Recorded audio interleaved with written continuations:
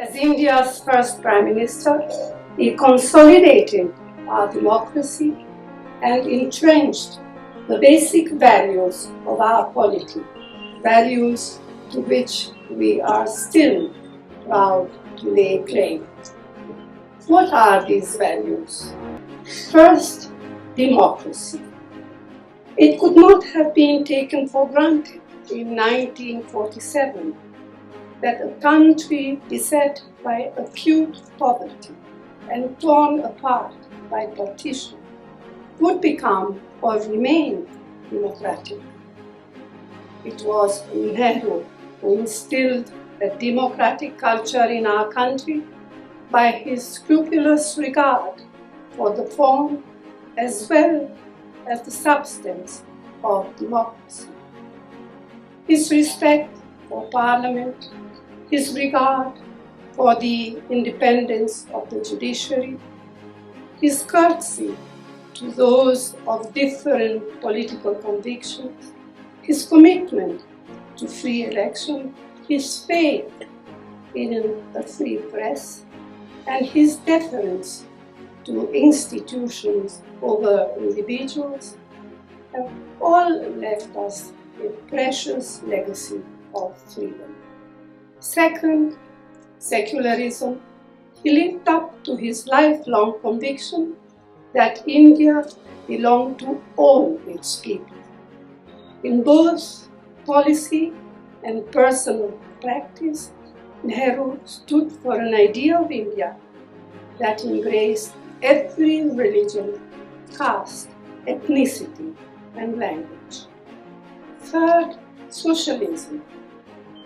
It is fashionable today to decry Nehruvian socialism as a system that tied India to many years of modest growth. This does not take into account the circumstances of the early years of independence when massive infrastructure needed to be built up and the private sector lacked the ability to invest on a large transformative scale. At the core of his socialism was the conviction that in a land of extreme poverty and inequality, the objective of government policy must be the welfare of the poorest, most deprived, and most marginalized of its people. In his day, the best way to attain this goal was by building up structures of public ownership and state control of national resources.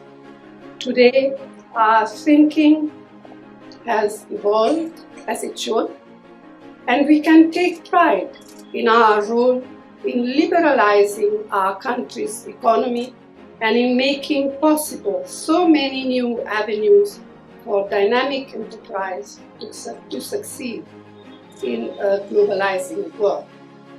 At the same time, we remain steadfast in our concern for the weakest sections of society. Finally, foreign policy. Nehru was a convinced internationalist. For him, in the Cold War, non-alignment was the only possible response to the bipolar divisions of the era. In its essence, the Nehruvian vision was about safeguarding India's independence and self-respect against potential encroachments on its sovereignty. Over the years, Congress governments have taken Nehru's ideals forward.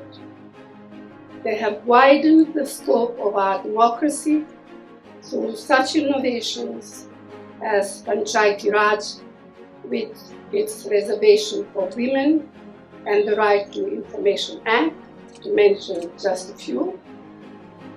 They have defended secularism in the face of violent threats to our nation's diversity. They have deepened socialism innovatively through the creation of a framework of rights, including the right to work, the right to food, the right to education, and the right to fair compensation for land. All of these measures have strengthened and empowered our people, especially the poorest. Today, we must honor him by fighting with determination to safeguard our democracy against those who are undermining it. To safeguard our democracy against those who are undermining it.